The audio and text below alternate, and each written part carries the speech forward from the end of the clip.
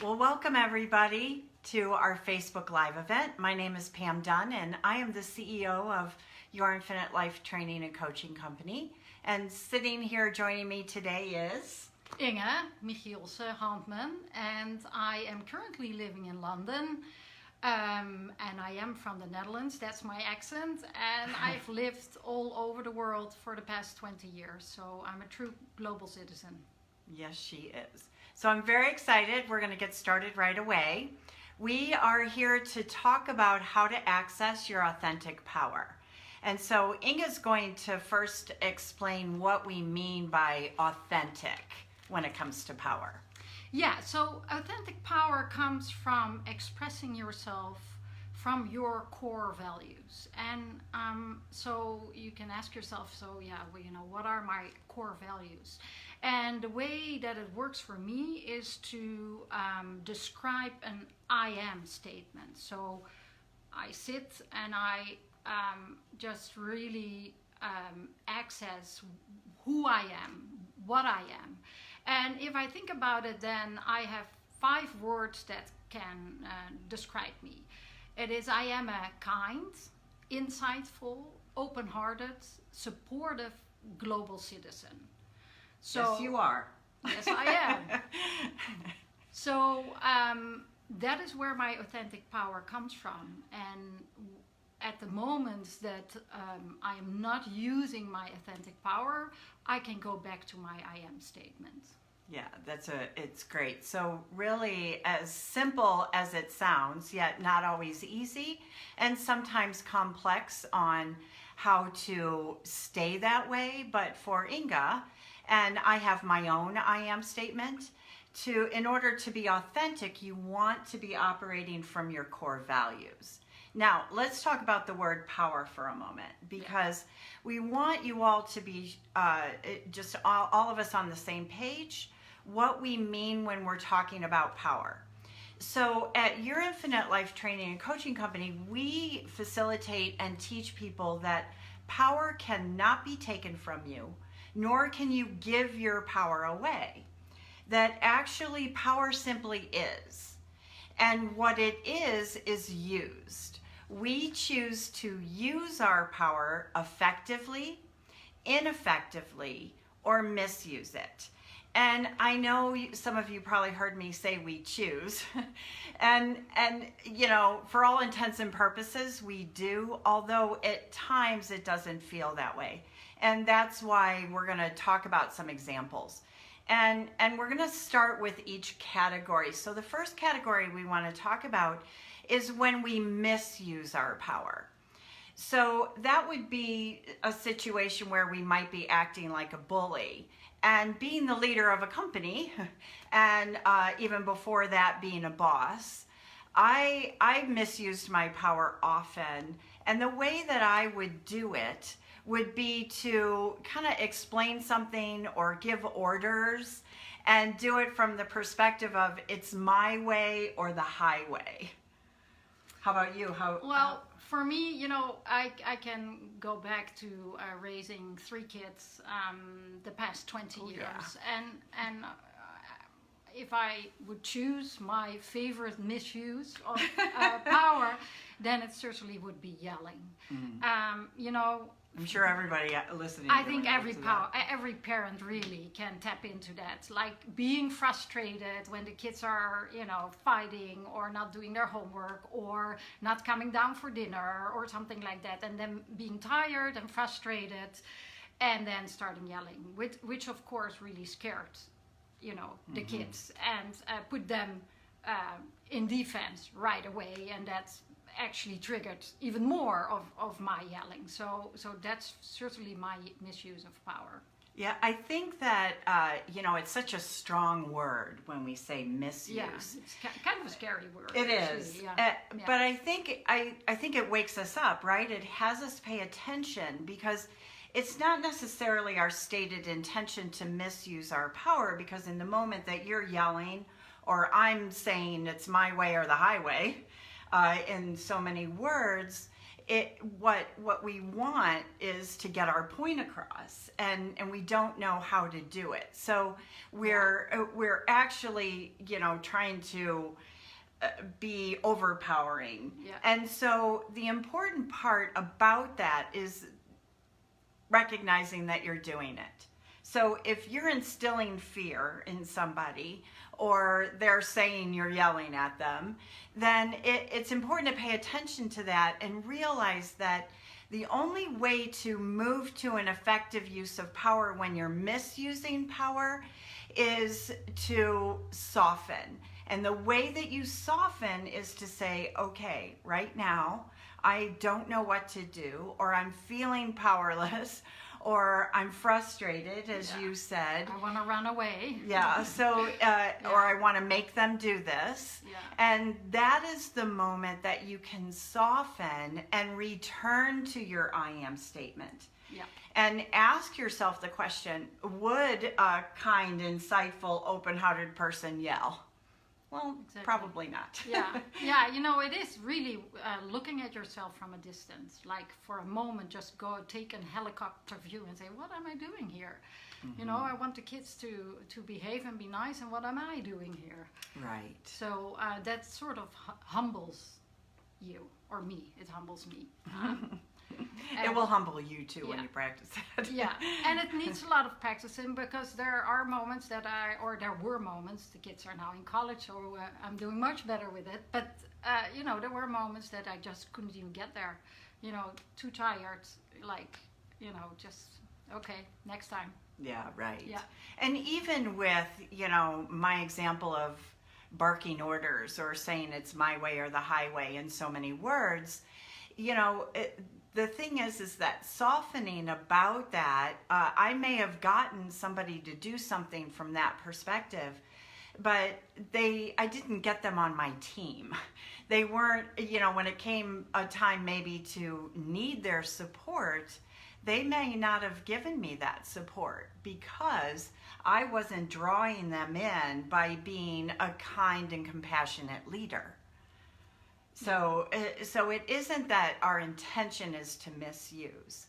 However, it is important to see when we are. Yeah, and it is important to have the courage to look inside. Yeah. And to see where it's coming from. And we learn so much from that experience. Exactly. So let's go to ineffective. Okay. So because that sometimes is not very clear. What is misusing of your power and what is ineffective? Yeah, because misuse is also ineffective. It is ineffective, but there is a slight difference between the two. Yeah. Right. So with ineffective use of power, that's usually those times where you want to speak up and you don't. Mm-hmm. Because you might feel bad, or you're afraid of hurting somebody's feelings, or you just don't think it's the right time. All those excuses we say to ourselves. So, my example is, I'm going to use work examples. So when I was in my early 20s, I would show up to a meeting late, and there were reasons why I was late, but and I thought good reason. But the way that my boss treated me in that meeting, I felt was inappropriate. However, rather than saying something either in the moment or talking to him about it afterwards, I just said nothing and went to the feeling of, I'm a victim of my boss. Mm-hmm. So from that perspective, it was ineffective. Yes. Yeah. I think my example would be actually in a private setting in my relationship with my husband, but also in a work setting. It is that I go to nagging, trying to convince people to do a certain thing, and it's manipulating because I keep on pushing until they are so tired of it that they will do it instead of just sharing my insights, because I'm an insightful person, and just detaching from it and then letting it go and see what happens. Yeah. So the nagging and it comes from really thinking that they won't listen. Right. Or our limiting beliefs. yeah, Right.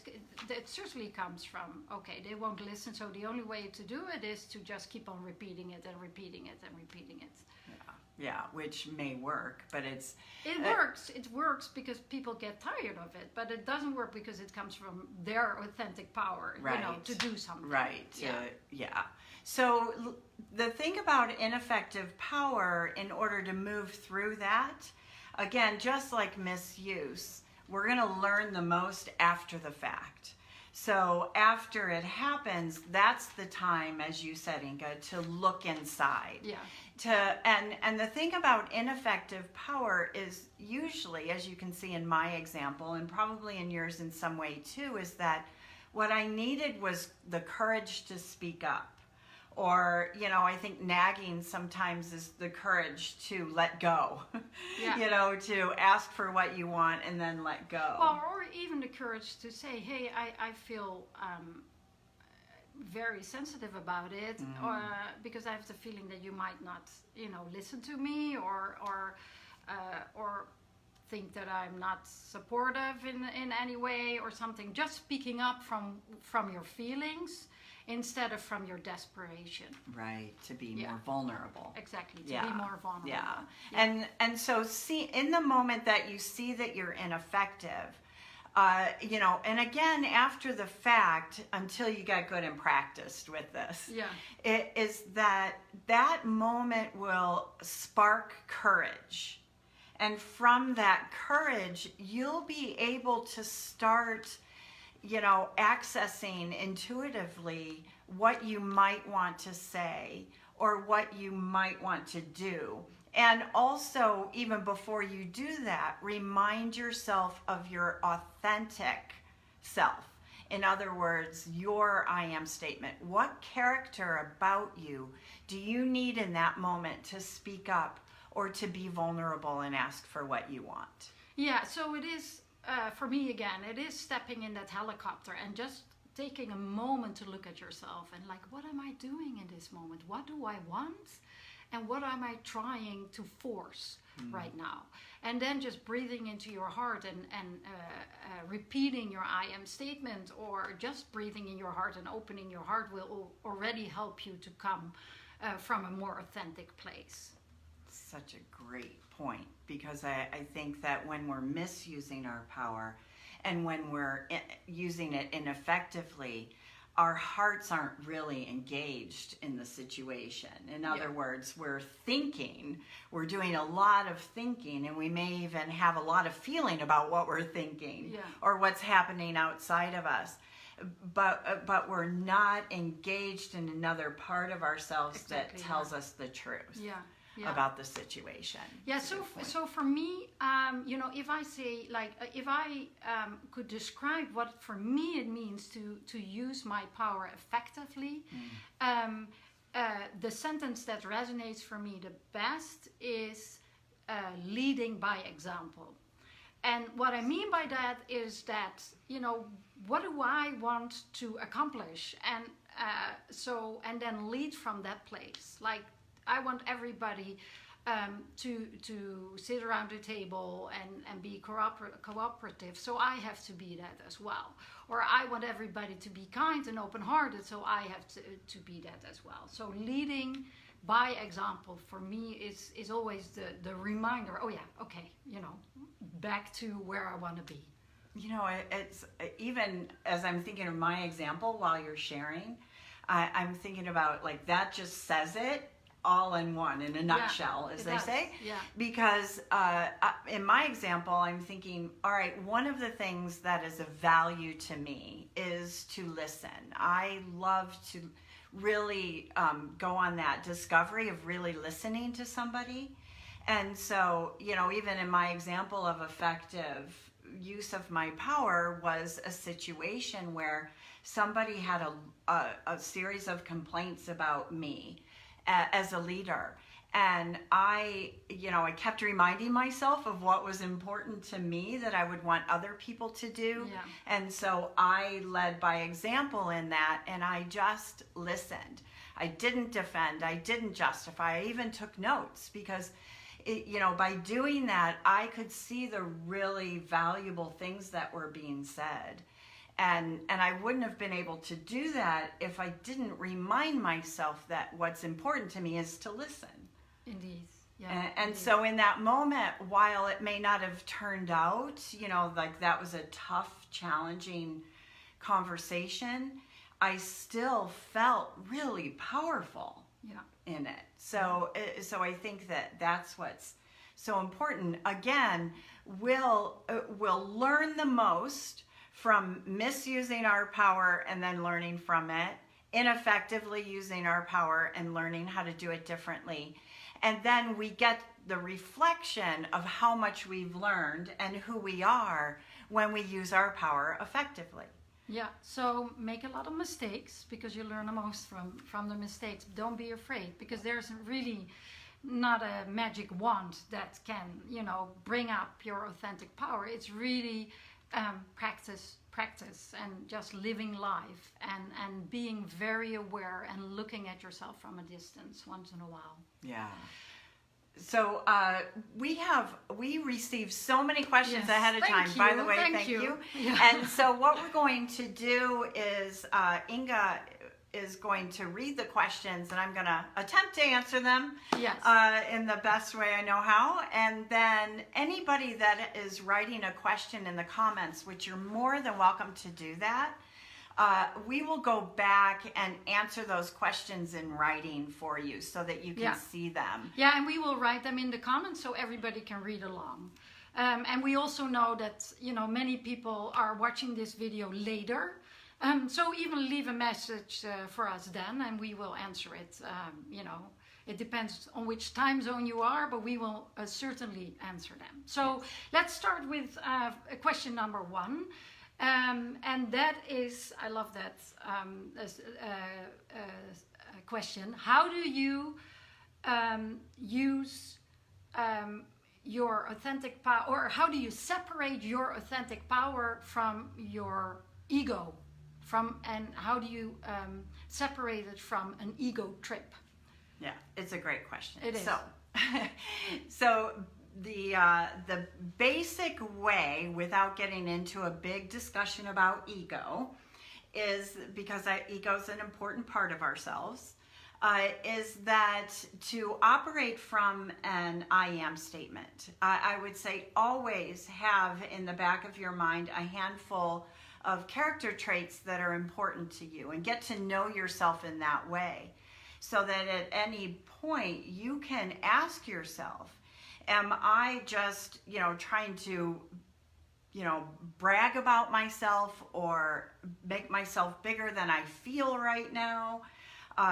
Or be a little bit arrogant, smarter than I really believe that I am right now? Or am I operating authentically from my I am statement? So, if one of mine is that I'm compassionate.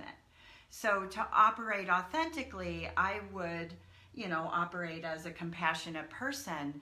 To be on an ego trip, I would pretend like I cared about what you were saying. Or I might say, get over it.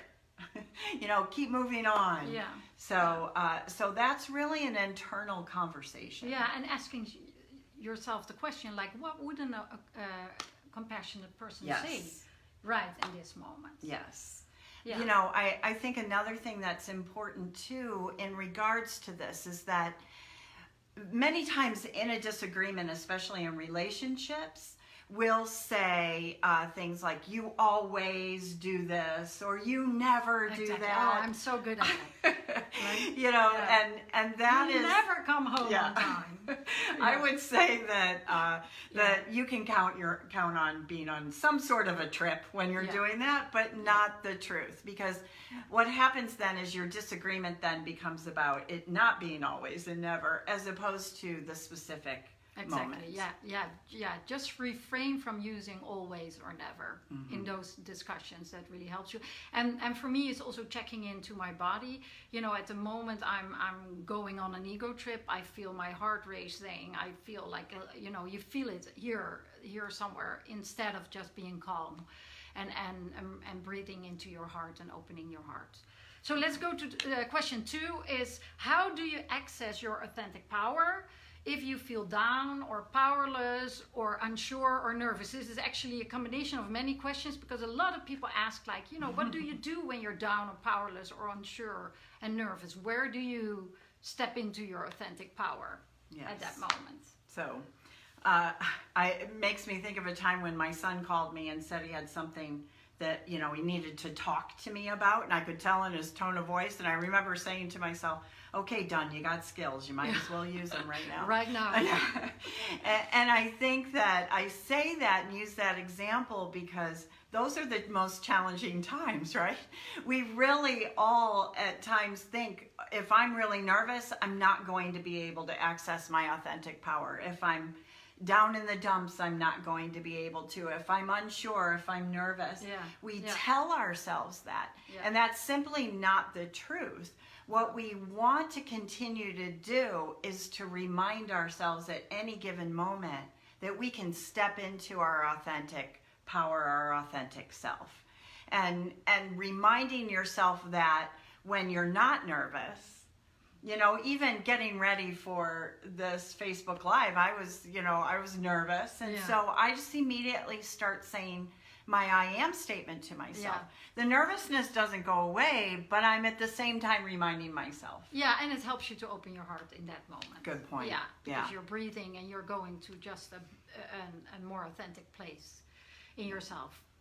Okay, number 3, what if you feel like you're using your power and it's not working? How does that go? It was funny because I wanted to find out, what do you mean by it's not working? You mean you're not getting what you want? Which is usually the case, right? We think, we have these misguided, I'll call them misguided views of power, that it means if I'm being powerful, I get everything I want. If I'm being powerful, people will do exactly what I want them to do. If that were only true. Yeah. And so just because you're not getting what you want, or it isn't going the way you want, it doesn't mean you're not using your authentic power. Sometimes authentic power means that we have to cooperate. Yeah. We have to compromise. We have to give in or give up some things that maybe before the conversation we thought we didn't want to. It's the concept of a win-win-win. If I come to the table with my idea of a win, and you come to the table with your idea of a win, then together we collaborate on a third idea of a win. And that means it's working. Yeah, and I think that if you are coming from your I am statement, you will have clear boundaries as well. Yeah, that's a good point. That you won't overstep your boundaries, because sometimes people think if you go to compromise, like, okay, then my boundaries, I get a little bit vague. But if you stand in your own power, then those boundaries are there, and then you can find a common ground that will work for both. Yeah, good point. So let's go to number 4. Does using your authentic power make others feel weak or ineffective? That's another great question. The short answer to that is I don't know, actually, because that will determine being fully present in the conversation. Yeah. So if I feel like I'm using my authentic power and I'm using it effectively, and I notice somebody is feeling weak or ineffective, or I can just tell by their body language something is going on, then if I'm a compassionate person, I'm going to ask about that before I continue. Yeah. So it's really about being engaged in a conversation. And again, I think, we're going to keep on going back to the 2 simple concepts of, am I operating from my I am statement, and how am I operating from that statement? Yeah, and just being vulnerable and just asking, that's, I think that's in any situation that can happen. Because in work situation, in private situations, it is, if you open your heart, it is easier. It's so true, because I think of examples where I could tell somebody was being very authentic in who they were, and even very vulnerable in sharing something with me, and myself for a moment feeling small or bad. But the reality is those were my feelings. They were triggered by maybe what was happening, but it wasn't that person making me feel that way. Yeah. So then the question is, how do I make sure my power is authentic? It'll probably be the 10th or 15th time we've said Yes. this, but it will be to remind yourself of your I am statement. And you're being authentic when you operate from your stated core values. Yeah. So what is authentic power, and how is it different from other powers? I think again we'll remind this is a good time to remind everybody that power just is. Yeah. All right. The authentic part comes in the way that you express yourself, and that's from your values, your stated values. And so the power part is, are you misusing? Meaning, are you kind of acting like a bully? Or are you ineffective, which means you feel like a victim? Or are you being effective? Yeah. So, in the beginning we said, you can never give your power away, but it is so easily said. People say so easily, like, he took my power away, or I gave my power away. So if that's not possible, so why do people feel that way? Yeah, it's a great question, because I think that we say that because we don't know what to do, and that's why we're ineffective. Yeah. If I'm saying I gave my power away, that's not empowering at all. There's nowhere for me to go except for to blame that person. Yeah. And so if I return and say, okay, I was just being ineffective, then in that moment, that sparks my courage. Indeed. Yeah.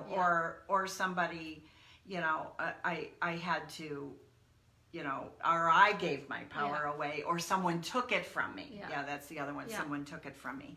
It's, again, not empowering. It doesn't inspire you to return to your authentic self. Yeah, and it's kind of blaming. Yeah? Oh, it's totally you're blaming the yeah. other for not really looking inside. Yeah.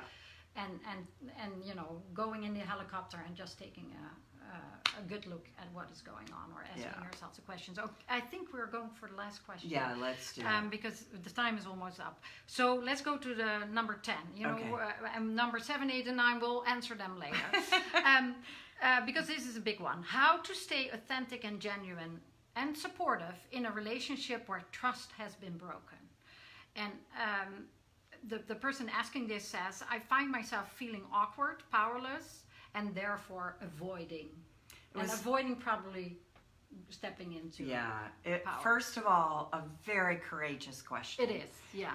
And even the fact that she or he is asking that question is an indication that they're wanting to do something different, right? So that's the first place, and I think that it's important to know that in that moment it's all about you, and not about what you need from the other person. So the trust that you want to regain inside yourself is the trust to trust yourself to be a full expression of who you want to be. Yeah. And so in that moment, if you're doing that, it may be messy, it's going to feel vulnerable, and you're going to feel like you're putting yourself out there when you may not want to, when you'd rather punish that person or make them feel bad for the way they've treated you. Yeah. And while that may be justified in your thinking, it doesn't have you walking away feeling authentic, which again just starts building a lack of trust in yourself. So I would say lovingly, compassionately, kindly, continue to be a gentle and loving expression of who you want to be, over and over and over again. Yeah, and you know, one of the postings we did on Instagram a couple of days ago was, and got like 250 likes or something, is like, you are a reflection of how you are treating yourself. So going back to that authentic power, the moment you step into your I am statement, open your heart and just breathe and be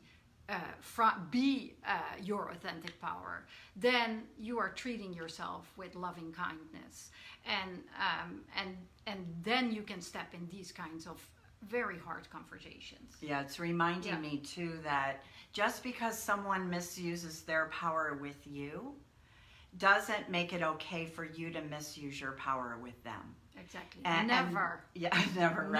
And it's a value I recommend everybody live by, because that's how we make the changes within ourselves. That's how we become more authentic. That's how we become the powerful people that we actually are. So let's go ahead and end. We want to make sure that we tell you to go to our website, www.yourinfinitelifeonline.com. We have lots of courses where we dive deeper into this concept. And we have a remembrance course September 14th in San Diego. Yay! Freedom to Be September 21st in Tallahassee and St. Louis, Missouri. We have another remembrance course in Fort Lauderdale, October 19th, Corvallis, Oregon, September 28th.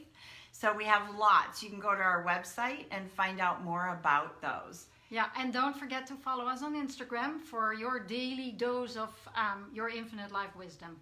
Yes. Thank you all for watching from all over the world, as I can see. Thank you, the Netherlands, and where are they? Australia.